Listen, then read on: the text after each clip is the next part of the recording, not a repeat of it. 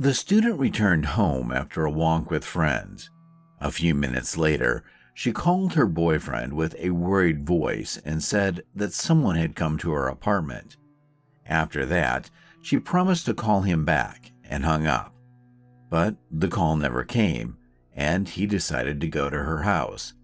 What happened next turned into a long and complicated investigation, with the final point being made only 26 years later. Angela Samota was born on September 19, 1964, in Alameda, California. She was the youngest of 5 children. When she was 1 year old, her father died, and her mother raised them alone. After graduating from high school in 1982, Angela enrolled at Southern Methodist University in Dallas, Texas. She chose the Department of Computer Science and Electrical Engineering, which was not the most popular direction for young women at the time. Because of this, Angela was one of the few young women in her class, but this did not prevent her from studying excellently and moving towards her chosen career. Angela also had many friends, and later she started dating a guy named Ben McCall. He was several years older than her and worked in a managerial position at a construction company. During the first few years of study, Angela lived in a dormitory, and during this time, she and her roommate Sheila became best friends.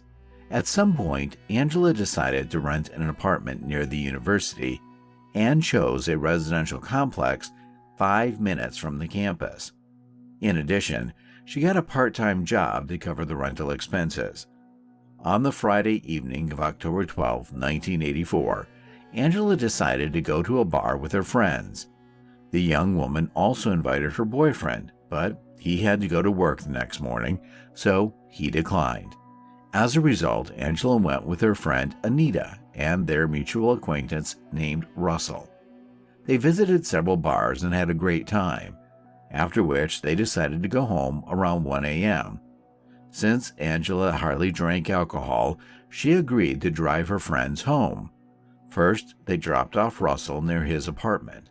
Anita originally wanted to stay overnight at Angela's, but she planned to attend a football match early in the morning, so Anita asked to be taken to the dormitory. After that, Angela decided to stop by her boyfriend's house for a few minutes. She went in for a few minutes and then went home. Her apartment was just a few blocks away from Ben's home. After saying goodbye to Angela, he went to bed, but he woke up 10 minutes later from a call on his home phone. It was Angela on the other end, and her voice sounded very worried. At first, she just asked him to talk to her, which seemed strange to him. He could hear some noise in the background and tried to find out from her what was going on. Soon she told him that some man knocked on her door and asked to use her phone and bathroom. Angela did not specify whether she let him in voluntarily or the man entered the apartment without her permission. She asked Ben, "Are there any convenience stores nearby with a payphone?" The guy looked up a suitable store in the directory and gave her the address. She repeated this information to the man and told Ben that she would call him back soon and hung up. But the call never came. Ben waited for a few minutes, then started calling her himself, but there was no answer. Then he got into his car and drove to her apartment. When he arrived at the house, he started knocking on her door, but there was only silence in response. Ben had a portable phone in his car that was given to him by the construction company. He dialed Angela's home number and walked back to her apartment. He heard the phone ringing, but no one answered. Then he thought that the young woman might have escorted the stranger to the convenience store with a payphone and decided to go there. But the salesperson said that no one had come to them, and Ben returned to Angela's apartment. He knocked on the door again and decided to call the police. It was almost half an hour before 2 policemen arrived at the house. Ben explained the situation to them and asked to open the door to Angela's apartment, but the officers did not rush to take any active action. They decided to contact the manager of the residential complex and ask him for a key before entering the apartment. The first thing the police officer saw was a shoe on the floor in the middle of the living room. Then they headed to the bedroom, where they saw a horrifying sight. Angela was lying in bed, surrounded by a lot of blood, and she was not wearing any clothes. The police officers immediately noticed multiple stab wounds on her body. Later, experts counted 18 injuries. Investigators started examining the crime scene and noticed several bloodstains in the bathroom, presuming that they could belong to the attacker. In addition, several fingerprints were found in the apartment, but they did not lead to any results. Detectives also determined that the perpetrator had taken a kitchen knife, which was presumably the murder weapon. There were no signs of a break-in, indicating that the victim had let the attacker in, which matched Ben's story about the strange phone call. Medical experts determined that the victim had been assaulted, and they were able to extract biological material from the attacker. Unfortunately, DNA analysis was not yet conducted in 1984, so the experts were only able to determine the attacker's blood type. Investigators began searching for a suspect, exploring all possible lines of investigation. First, they looked into all the employees of the residential complex who could have had access to the apartment. They then looked into men who had previously been convicted of violent crimes and lived in the area, but this also did not yield any results. Next, they focused on Angela's acquaintances and first interrogated her boyfriend. He told them about the phone call and the unknown man who came to see Angela. However, the detectives did not immediately believe him and considered the possibility that Ben may have killed her and made up the story. Nevertheless, the boyfriend agreed to provide his fingerprints and a blood sample. The experts determined his blood group, which did not match the killer's blood group. After talking to the victim's friends, the investigators identified another suspect, her ex-boyfriend, who she had dated in her hometown. According to her friends, he sometimes behaved aggressively and once even threatened her with a knife. His blood group did not match the killer's blood group, and he was no longer considered a suspect. The next suspect was Russell, who had spent time with Angela a few hours before her death. And here, the police received their first alarm. They could not locate him on the day after the murder. Digging deeper, they found out that on the morning of October 13, Russell attended a wedding of acquaintances, after which he flew to another city to visit relatives. When he returned home the next day, he was taken to the police station for questioning. The young man insisted that he had nothing to do with the murder, but investigators doubted his sincerity. Russell lived alone and couldn't confirm that he was in his apartment that night. Additionally, detectives learned that Russell had a crush on Angela. He was several years older than her and worked as an architect. They met through mutual friends shortly before her death, and Russell tried to ask her out on a date, but she told him she had a boyfriend, and they continued to communicate as friends. Detectives were also suspicious of the fact that Russell left town almost immediately after the murder. Given all of this, he quickly became the prime suspect. However, there were discrepancies in the new version of his involvement. According to Ben's story, an unfamiliar man came to Angela's apartment and was most likely the killer. Considering the timeline of events, no one else could have killed her and left the apartment. However, detectives did not base their investigation solely on Ben's story, as they simply could not confirm it. In the following weeks, Russell was called in for questioning repeatedly, and each time investigators became more convinced of his possible involvement. Some detectives even privately spoke with near certainty that he was the killer. Sheila, Angela's best friend, was deeply affected by the news of her death. She was so afraid to be alone that she had to move in with her parents, and for the first month after the murder, she even slept in the same room as them. At the same time, she almost constantly followed the progress of the investigation, constantly calling detectives and meeting with investigators. Sheila told them about Angela's friends and acquaintances, hoping to help get to the truth. During one of these meetings, a detective told her that Russell was most likely the killer, but they didn't have enough evidence to hold him accountable. He then asked Sheila to meet with him and ask him a series of friendly questions, such as, "What were you doing a few days before and after the murder?" Investigators wanted to verify if his story matched what he told them. A hidden microphone was attached to Sheila before the meeting. The young man told Sheila the same story, but the detectives didn't plan on giving up. They called him in for questioning again at the station and offered to conduct a polygraph test. Russell agreed and successfully passed it, but the investigators continued to consider him the murderer. They were so convinced of their rightness that during the interrogation, they showed the boy photos of Angela's body, hoping that this gruesome sight would break him. But all of this yielded no results, and Russell continued to insist on his innocence. After 6 months of constant questioning, he hired a lawyer and refused to communicate with the police personally.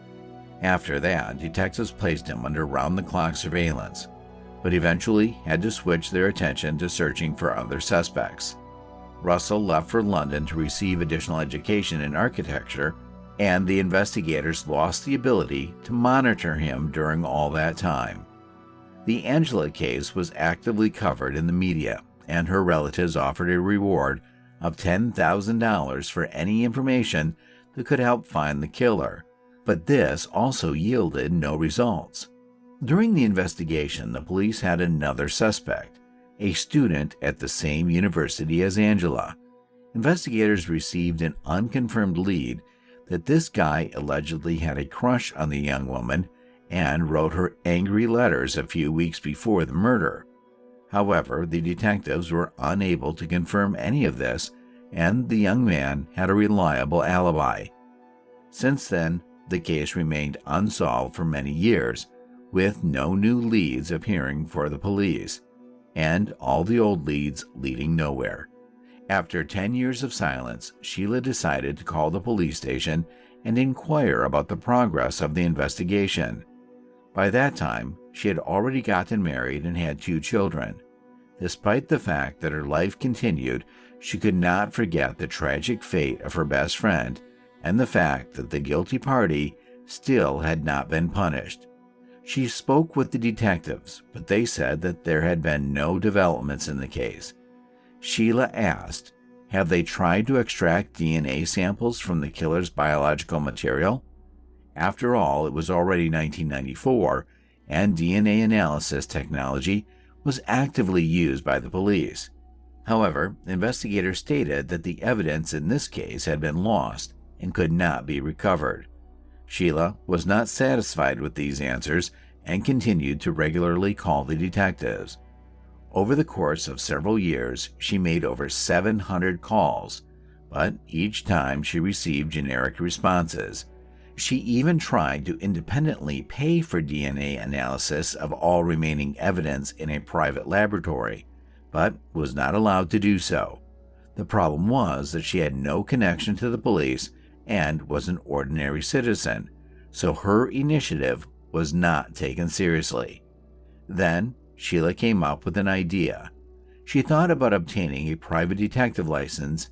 In her opinion, this would allow her to have more useful influence on the course of the investigation, and she began to study this issue. The woman began to study hard, and after several months, she successfully passed the exam and obtained her license. Despite this, she was unable to convince the investigators to reopen the case. She continued to make regular calls until July 2006, when Angela's case was transferred to a new unit specializing in unsolved murders. Sheila met with the chief detective, and they began to work on the case together. To her surprise, she learned that the DNA sample from the victim's body had not actually disappeared and had been in the laboratory all these years. Apparently, she had been intentionally lied to because she had tired the investigators with her calls. Sheila convinced the new detective to send the DNA sample for analysis, and it finally happened. However, due to queues and bureaucracy, they had to wait almost 2 years for the results. On February 14, 2008, the detective received the DNA profile of the killer and entered it into the FBI database. He immediately saw a 100% match, and after 24 years, they had the killer's name. When the detective called Sheila and told her about it, she expected to hear that Russell was the killer after all. But to her surprise, the detective gave her an entirely unfamiliar name. The DNA from Angela's body matched the sample of a certain Donald Andrew Bess. The man, who was already over 60 at the time, was in prison for a series of rapes. In 1977, Donald abducted a young woman and subjected her to violence, for which he received 25 years in prison. As is often the case, he was released early. He was released from prison after 7 years in the beginning of 1984, when he was 36 years old. In that same year, he killed Angela and remained unpunished for decades. In 1985, he assaulted another woman and was caught by the police. The fact that he was on parole at the time of the crime became an aggravating factor, and Donald was sentenced to life imprisonment. Thus, he ended up in prison a year after Angela's murder. After gathering all the necessary information, detectives came to the correctional facility to conduct an interrogation. Donald denied his involvement in Angela's murder and insisted that he had never harmed women. Of course, the investigators were not quick to believe him, as his semen was found on the victim's body. But the man was not eager to give a confession, and the case began to be prepared for trial. The start of the trial had to be postponed due to serious health problems Donald had. A few days before the hearing, he had a heart attack. As a result, the trial began only on June 2, 2010. Donald continued to insist that he had not killed anyone, but the DNA test results spoke for themselves. His lawyer tried to emphasize his health problems and good behavior in prison in order to secure a lighter sentence for Donald. The prosecution, in turn, asked for the death penalty. According to the investigators, Donald noticed Angela in one of the bars or on the street, after which he began to follow her. When she arrived home, he knocked on her apartment door and asked to use the phone and the toilet. After the young woman called her boyfriend and hung up, Donald attacked her and assaulted her. Detectives believe that the criminal was still in Angela's apartment when her boyfriend arrived and started knocking on the door, and Donald may have been afraid that his victim would scream, so he inflicted multiple stab wounds. After waiting for her boyfriend to leave, he left the apartment. The trial was heavily covered in the news, and this led to some unexpected consequences. Several women immediately went to the police and said that Donald Bess had subjected them to violence at different times. One of them was his ex-wife, who told the court about constant beatings from Donald. He raised his hand on her even when she was pregnant with his child, and after the birth of their daughter, he continued to physically abuse her. The wife had to run away and hide, fearing for the life of her child. As a result, the jury found him guilty of the murder of Angela, and he was sentenced to death. He attempted to appeal the court's decision several times, but failed. Donald spent 12 more years in prison, and during that time, his execution date was never set. However, in October 2022, he died a natural death. Another heart attack proved fatal. Thus, this complicated case came to an end. Investigators acknowledged that Sheila played a crucial role in moving the investigation forward by not giving up in her pursuit of the truth.